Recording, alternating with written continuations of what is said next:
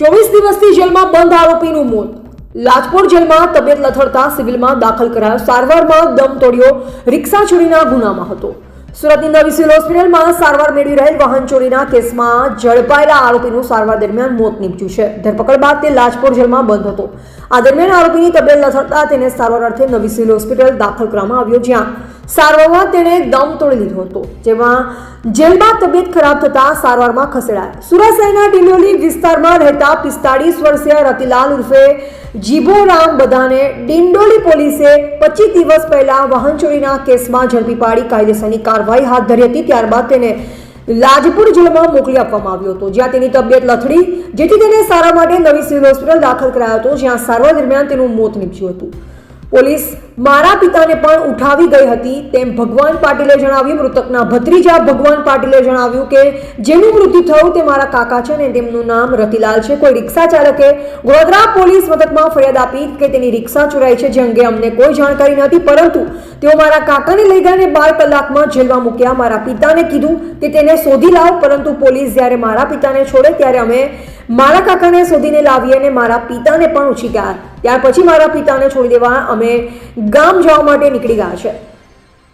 તેઓ વધુમાં જણાવ્યું કે ગામમાં અમને જાણકારી મળી કે રતિલાલના મોત નીપજ્યું છે। તેમની 7 વર્ષની છોકરી છે અને તેમની પત્નીને જાણ કરી તેમને લઈ અમે ધુલિયાથી નીકળી અહીં આવ્યા છે, જેઓ છેલ્લા 25 દિવસથી જેલની અંદર હતા। તેઓને કોઈ બીમારી છે એ અંગે અમને જાણકારી ન હતી।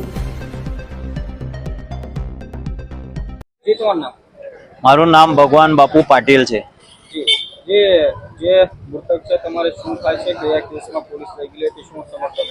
જેની મૃત્યુ થઈ છે એ મારા કાકા છે।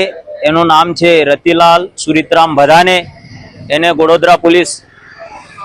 ગોડોદરા પોલીસમાં નોંધ કરેલી હતી કોઈ રિક્ષાવાળાને કે મારી રિક્ષા ચોરી થઈ છે। એ બચતથી હાંકતો હતો કે ચોરી કરેલી એ અમારે કઈ ખબર જ નહીં। પછી મારા પપ્પાને ઉચકીને લઈ ગયા, 12 કલાક અંદર મૂક્યા। પછી મારા પપ્પાને કહે કે તમે એને ઓધીને લાવ।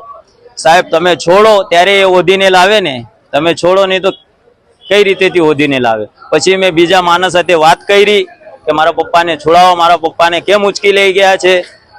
તો પછી મારા પપ્પાને છોડી દીધી બીજા હાથે વાત કરીને। પછી મારા પપ્પાને કીધું કે અહીંયા રતિલાલ ઊંઘેલો છે, તો એને પોલીસ જઈને ઉચકીને લાવી।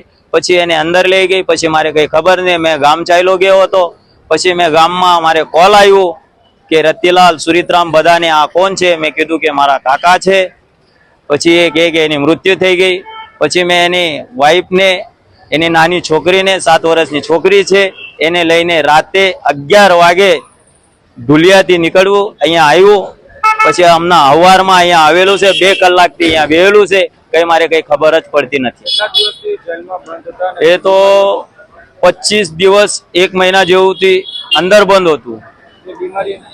એ મારે કઈ ખબર જ નહીં પડી કે એને કઈ બીમારી છે। એને બીમારી હોય તો એની છોકરીને બી થવું જોઈએ, એને બૈરીને બી થવું જોઈએ, એ તો મારે કઈ ખબર નથી। હમણાં એની બૈરી અને એની છોકરી મારા ઘરે છે।